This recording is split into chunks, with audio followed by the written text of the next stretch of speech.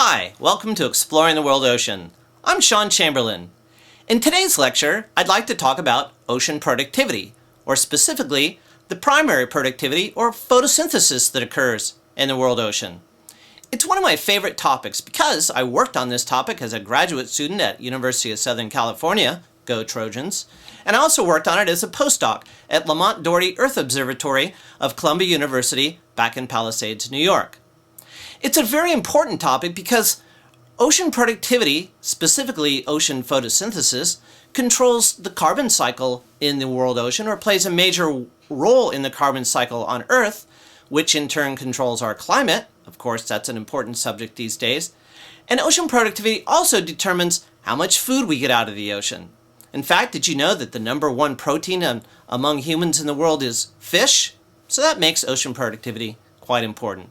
Oh, and ocean productivity is also responsible, in a large way, for providing atmosphere or oxygen in our atmosphere. Without it, you wouldn't be listening to this lecture. Let's take a look at what ocean productivity is and what it means for us in an oceanography class. First of all, let's consider a few questions. What are the major primary producers, or who are the major primary producers in the world ocean? Who are the organisms responsible for creating organic matter in the process of photosynthesis?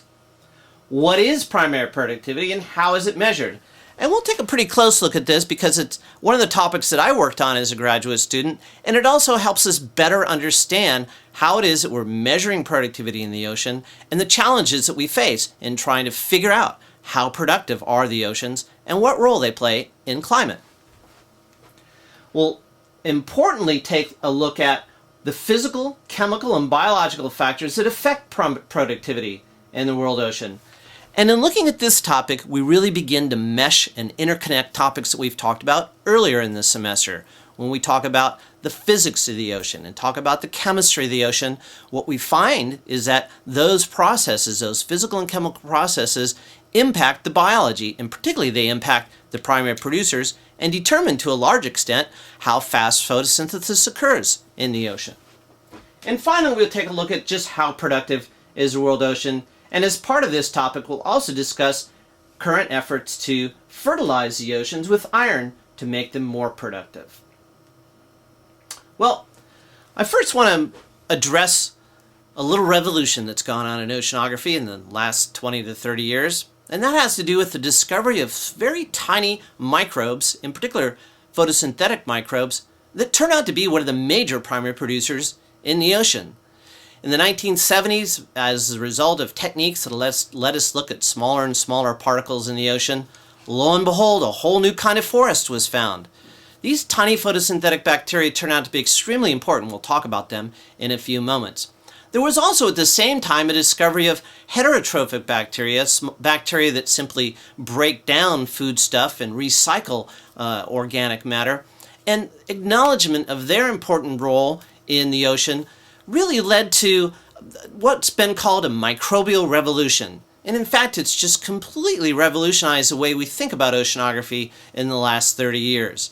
Prior to that, 150 years of oceanography, we were pretty much on a phytoplankton, zooplankton, small fish, big fish, top predator path, and we pretty much focused on that in oceanography. Well, the discovery of microbes has really thrown open a whole new kind of ecology and a whole new way of looking at the ocean, and we'll talk about that in just a little bit. All these processes together that involve these microbial forms are put together in what's called a microbial food web. Now, this is a subject that we're going to talk about in more detail in chapter 14, but I want to introduce it here and introduce this term here so that as we talk about some of these small primary producers, that you gain an understanding of how they work so that when we get to food web processes, you get a better picture and a better understanding of the entire food web. So we're going to lay the foundation for it here. Well, let's talk some terms.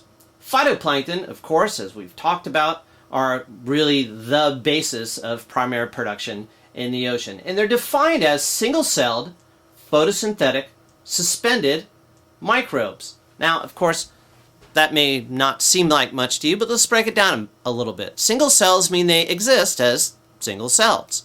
Photosynthetic means that they use light energy to create organic matter. They're suspended, meaning they float in the ocean, as opposed to those kinds of photosynthetic organisms that are attached to the seafloor, like the seaweeds. And they're microbes because they're microbial. Now, somebody once asked me why I don't call them just photosynthetic plants or plant drifters, as is often used as a synonym for phytoplankton. Well, the discovery of these bacteria, in particular the cyanobacteria, means that we now have really cyanobacteria, which are bacteria, and larger phytoplankton, such as the diatoms and some of the other things we'll talk about later, which are eukaryotes, same kind of cell types as we have. They really exist in two different domains, and they're nothing like plants. They don't have roots, they don't have leaves, they don't have stems. And so microbes is a far more general and inclusive word, and you'll hear me use that here. So even though the word phytoplankton in the Greek means plant wanderer, they're really not plants, and we shouldn't think of them in the same way as plants. What they do have in common with plants is that they perform photosynthesis, and so in that sense we can form some alliance between phytoplankton and plants.